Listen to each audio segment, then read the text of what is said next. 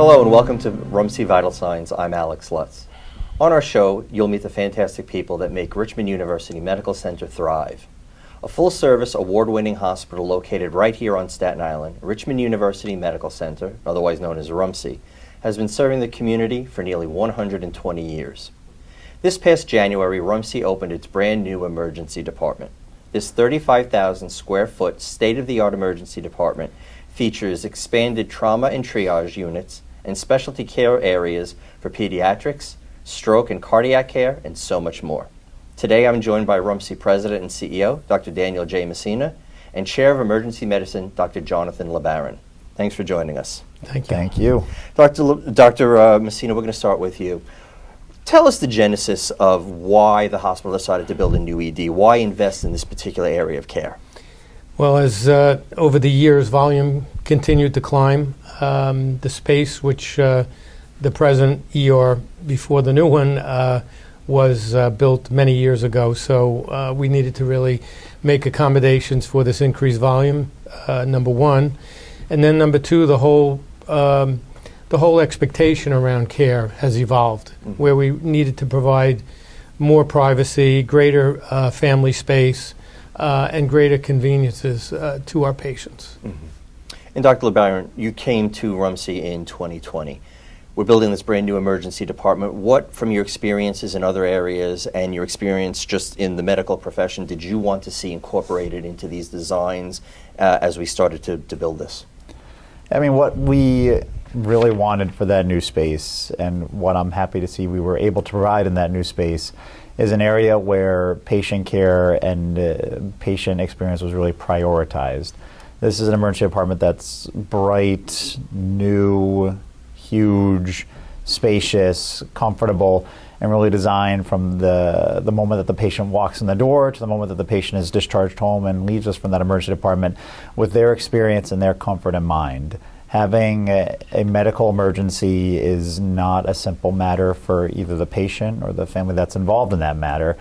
In either of those cases, they're very concerned about what's going on, and just as people are in general, it's always kind of worst first. And when people come in with that type of mindset, the best thing that we can do is really meet them at that door, kind of calm their fears as much as possible, and put them in an environment that's going to make the entire process of going through an emergency department visit something that's comfortable for them. And I'm really happy with what was ultimately ended up putting out, because I think that's accomplished. They have a lot of space to accommodate not just themselves, but family members that are coming in with them. Seating is very comfortable, bedding is very comfortable, and the nursing staff and physician staff that we had down there is always a staff that prioritized patient experience and the patient being comfortable in that environment. And now they really have an environment that matches that energy that they bring on every encounter. And Dr. Messina, from the time that the ED was first thought of to the actual structure that you have now, how was the design and layout of the ED influenced by experiences from the previous ED and even the COVID pandemic? Well, one of the key aspects of, and the success, I think one of the critical ingredients to the success of our new ED was the fact that our caregivers, our doctors, our nurses, all of our major stakeholders participated in the design of this new ED. So we saw it from the eyes of both the patient as well as the caregiver. And certainly, in terms of the last couple of years with COVID, one of the things that became very apparent was we needed surge capacity. So while our new ED has 55 treatment positions, we have the capability to surge to double that to 110 treatment positions. One of the key components to allowing us to do that was the double head walls. So we have double utilities in the rooms. The rooms are much larger than a traditional single bed ER room. So we've created that additional space to be able to provide for major surges. And Dr. LeBaron, so you get the green light from the hospital that we're going to open this brand new ED, but you're in the midst of caring for patients that are coming through the door, some of them critical. How did that move from the hospital's old ED to the new ED happen, and how was the staff prepared for that? I mean, funny enough, you mentioned that we're in the midst of caring for patients that are actively coming in, and I was actively caring for patients coming in. That day I happened to be working a shift. Much like building that emergency department, moving that emergency department really took a village. We started months prior to the move and really looked at planning who we would end up needing to be there, what would end up needing to take place to safely transition patients that are actively being managed and patients that are actively coming to the ED, and moving that entire process in real time to a new space. It's important to realize that there's only 3 hospitals on Staten Island, so this is a resource that the community cannot afford to lose for any period of time. And it was important for us to plan that while we were moving, we would still be expecting patients to walk through our doors that were expecting care, and sometimes would be expecting life-saving care to end up occurring in that space. We partnered extensively with nursing, and Jean Gordon, who's our AVP of nursing, would be upset if I did not thank her for everything that she did in part of that move, and she was a tremendous part of the move. We partnered with transportation, we partnered with local EMS, we partnered with housekeeping, dietary, we partnered with all the different departments of the hospital, like medicine, surgery, to end up coming up with a plan that would still allow us to provide care to those patients in real time, but safely move them as quickly and as safely as possible into that new space. And what we ended up doing was just moving people in stages. The people that were very well, or much more well than some of the other ones, we moved over first, and we moved them over very quickly in a fashion where they could end up walking over. Once we were over there, we double-checked all of our systems to make sure that everything was working, everything was going smoothly, and once we got that green light, then we moved the more critical patients on over. It was huge success. The patients that were being cared for that night had no idea that the move had even occurred until they were in that new spot, greeted by the bright lights, by the TVs in the room, and the patients that were coming from the community had no idea that that was what was going to end up happening to them, and we were still able to actively manage and care for them as we were coming in. We had several ambulances that still came in during that time that we were actively able to meet and to care for in an expert fashion in that time. So it was a lot of work, a lot of planning, but when you plan that well and you have a team that is that good, the move went flawlessly, and it was an outcome of everything that we had put together and the team that was with us. About how long did it take the actual move take? So the actual move ended up taking 4 hours, I believe. I think we started the move around 3 p.m. that day, and on 7 p.m.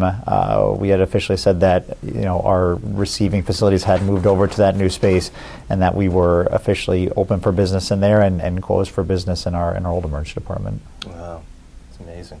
So, Dr. Messina, how does it feel when you look at what started as a thought, then it's on paper, and now you have this 35,000 square foot structure that's Dr. LeBaron and his team are in there saving lives, and it's really revitalized the staff here at RUMC as well as the community? It's hard to put in words. I think the great thing about this new emergency trauma department is that it's really a reflection on the commitment from our board.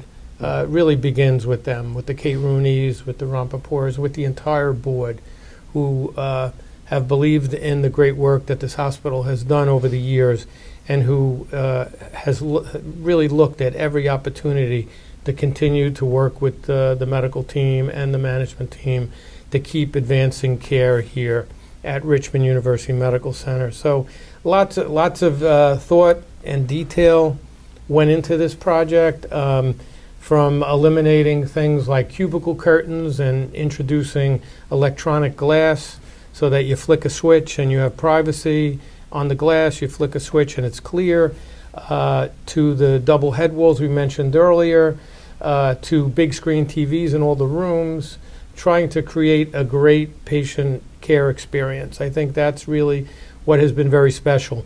It was a very complicated project because of the site. We didn't have a whole lot of territory to work on, so it was challenging in that regard.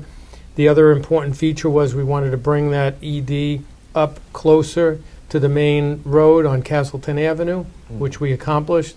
We wanted to create distinct access points for the ambulance entrance as well as the individual private drop-off entrance, and creating a split flow model, which our clinical team worked tirelessly on, separating the acuity so that we could move patients quickly through the system, which they continue to do just a fabulous, fabulous job with. So it's great to see. I'm probably happiest for the team as much as I am for the patients, but happiest for the team because this is just a world-class emergency trauma department that is here on Staten Island. It rivals the best of the best out there in all of the academic circles. Mm-hmm. So it's exciting. And we also have, we still have a little bit of work left to do. The old ED, which is adjacent to the new ED, mm-hmm. will create support space for the new ED. And there are some things we're working on right now to create additional capacity. So, and then probably the biggest thing is on the second floor, directly above the new emergency department, is a state-of-the-art new surgical department with 10 state-of-the-art operating room suites. Trauma goes straight up, literally right above on one press of the elevator. So we just have some great patient care steps that we've taken to really advance the care that's provided. And Dr. LeBaron, since the ED's been open for a couple of months, what kind of feedback are you getting from staff and patients? The patients love it. We're getting a lot more smiles on discharges out of the emergency department now, and a lot of people that when we're told that they have their room ready for them upstairs just don't want to leave, and they really say, no, I want to stay down here. I'm very happy staying in my emergency department. Please don't take me to my room upstairs. In terms of the staff is all smiles. They're unbelievably happy. It's a staff that comes to the hospital every day that really wants to take care of patients and really want patients to do well, and to finally be in an environment that matches that attitude that they bring, and to be able to give something to the community that they're proud of. They're beyond words because they finally have an area where they can do that. And the care has always been fantastic, but to do it in an environment that really complements what you're bringing to the patients so well, they're over the moon. They're proud. They're a staff that's from this community, and to give back to the community like that, they're very happy to do that and are beyond thankful for everything that's been done. And probably the key punctuation point on this great project is whom we've named this great project after.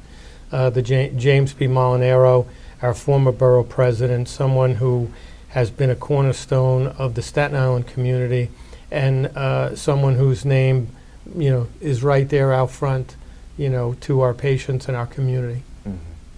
And you touched on it earlier. You were talking about the other improvement projects that are going on here at RUMC. This emergency department is really kind of the centerpiece of many projects that are going on to expand RUMC's care for the community. So, Dr. Messina, if you talk a little bit about what's coming down the pipe for the community. So when you total up the investments we're making, we're probably in the neighborhood of about $280 million in investments in both expansion and renovation. Over the summer, we opened up our new 14-bed medical intensive care unit, spectacular new facility with all types of added patient care amenities, like large rooms, pull-out sofas for families, plenty of seating for the family, double head walls as well to give us surge capacity, spectacular, beautiful bathroom and shower facilities in each room, built-in Hoyer lifts. We have also, telemedicine cameras positioned in each of the rooms. So it's really a spectacular new facility.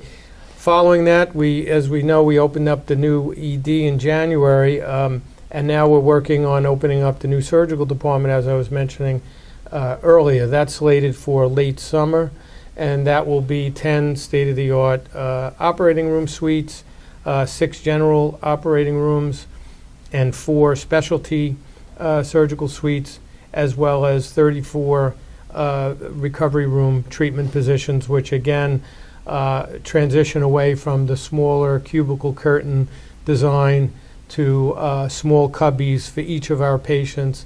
So it's really going to be a great step forward. Also, lots of support space for our staff, as well as support space for our families. Without kind of coming down the pike, moving fast forward here, We're in the midst of completing our new renovation of our mother-baby unit and converting all of our semi-private rooms into private suites. And then lots of other things kind of coming down the pike, a $10 million renovation and redesign of our cardiology department that will include a new hybrid cath lab that will allow us to do not only cardiac procedures, but neurovascular procedures, coiling, advanced stroke care, really just great things coming down the pike. Wow, really exciting stuff coming up. So I want to thank Dr. Messina for joining us. We're going to take a quick break, and when we come back, we'll be joined by longtime Board of Trustees member Catherine Connors.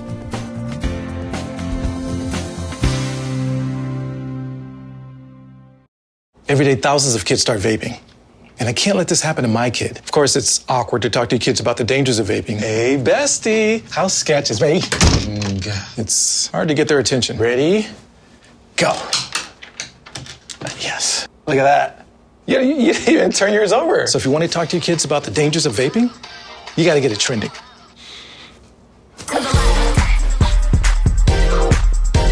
No, you're doing it wrong.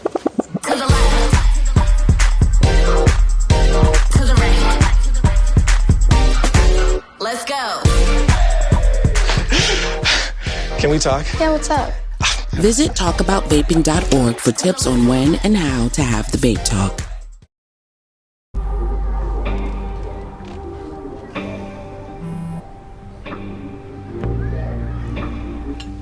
I don't know why you're so sad. You've got a roof over your head. Bro, you gotta stop with that depression stuff. That's a white people thing. Escúchame, en esta casa los hombres no lloran.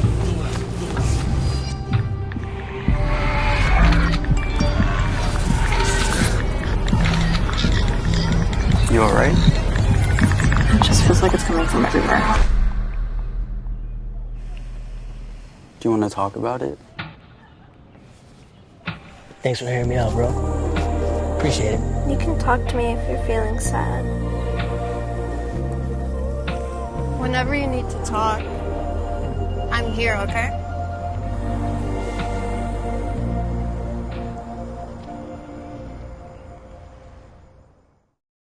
My character, Shazam, knows all about growing up in a family full of teenage superheroes. They're bold. Where's everyone going? To fight crime? Okay. Adventurous. Shazam! There's never a dull moment. And no matter what happens, they'll always have your back. All they need is a place to grow and be themselves. And the best part is, you don't have to be a superhero to adopt a teen. Learn more about adopting a teen from foster care. Visit adoptuskids.org. You can't imagine the reward.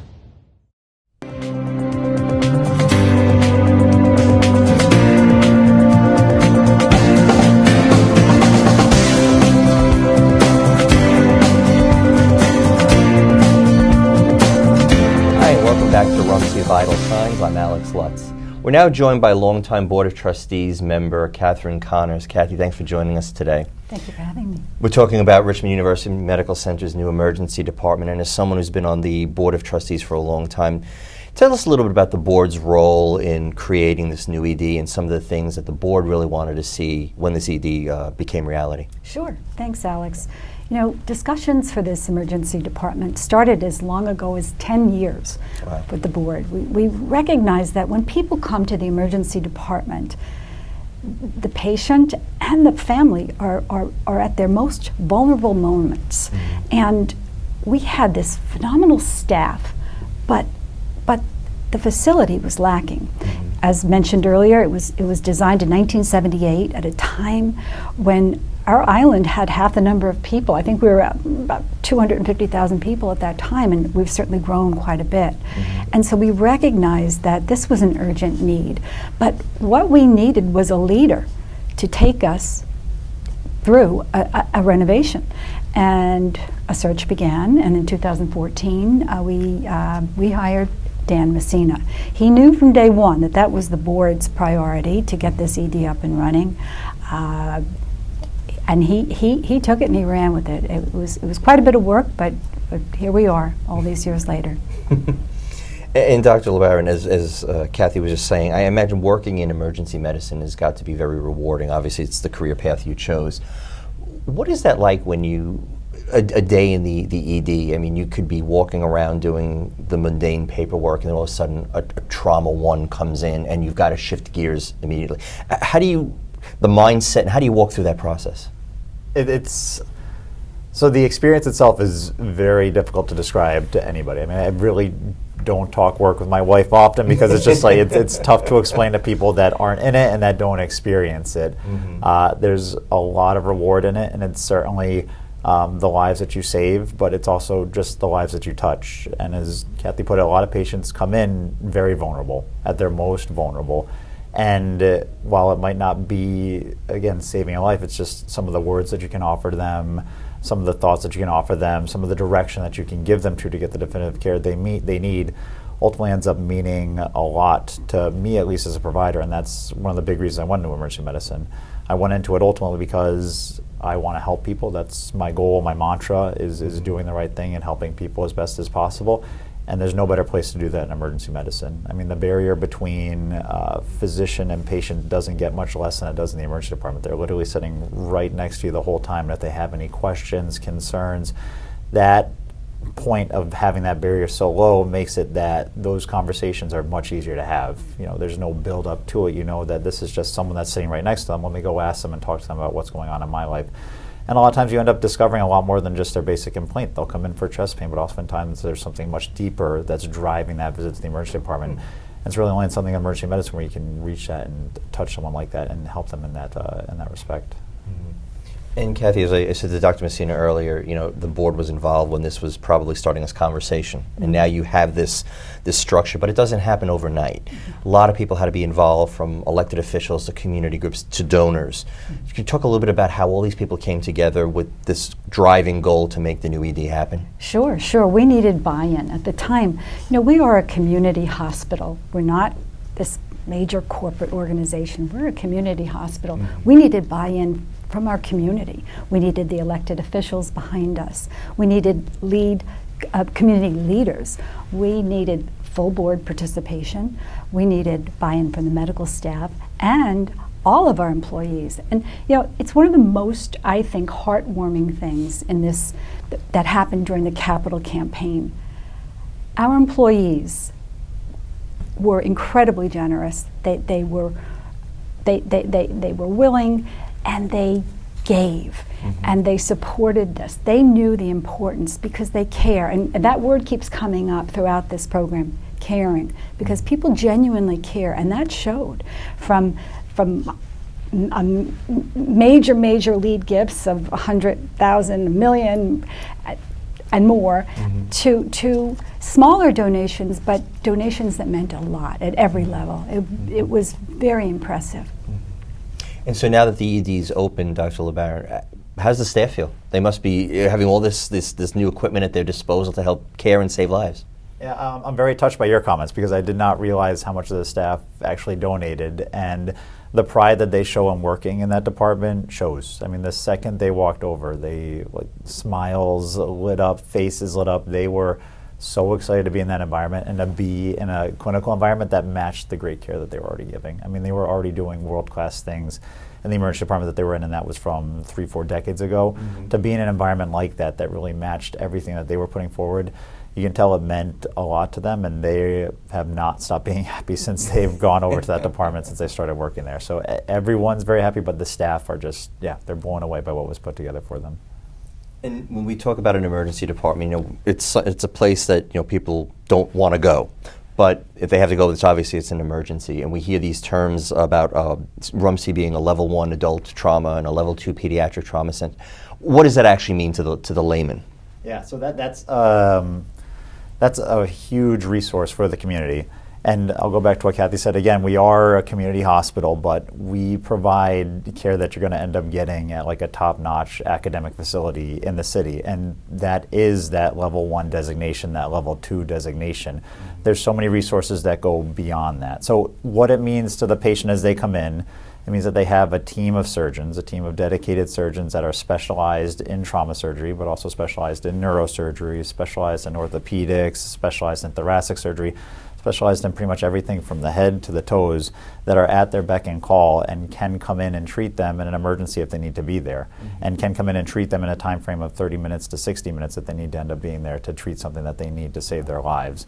And it's an incredible resource because that amount of manpower is not something that every hospital has and not something that every community has just at their beck and call, and it's right there in their backyard. So basically any emergency thrown at RUMC, you guys can handle it? We are more than set to handle it, yes, awesome. Absolutely. Awesome. And Kathy, I'm going to ask you a question I asked Dr. Messina earlier. You know, you've been involved since the get-go, and now this shining structure is up. Dr. LeBaron is saving lives with his team in there and caring for people. As someone who's been on the board as long as you have, how does that make you feel? Well, I've had great joy in watching this structure go up, but I think it was the end of this summer of 2022, and I was stopped at a light at Kissel and Castleton, and I looked up, and there in front of me was the building, pretty much complete, and I started to cry. I actually started to cry, and because it happened, and what it means for all of us, for every person in Staten Island and the surrounding area. It means everything. It's so, so important to each and every one of us. I can see the emotion in your face as you're talking about it.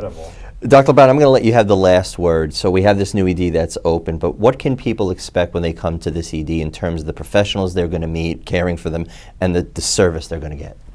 They could have always expected the best care, and I want to highlight that, and I've highlighted that since I've been here, is that I've been blown away by the care that the providers were able to give to patients as they came in, that the nurses were able to provide to those patients as they came in. I was always blown away by that, but now the clinical environment really matches the care that they were getting. It's bright, it's big, it's spacious, there's plenty of private space for you again to have those intimate conversations that you need to have with a healthcare provider.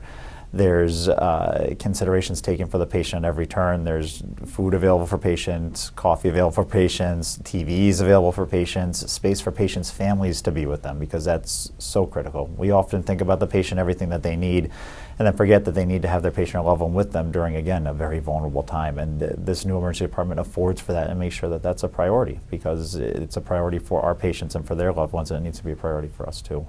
And so they're going to have a truly fantastic experience in a fantastic environment. So as you can hear, RUMC has Staten Island's newest emergency department. I want to thank my guests today, Dr. Messina, who was here earlier, Dr. LeBaron, and Kathy Connors. Thank you for watching RUMC Vital Signs. I'm Alex Lutz. Take care.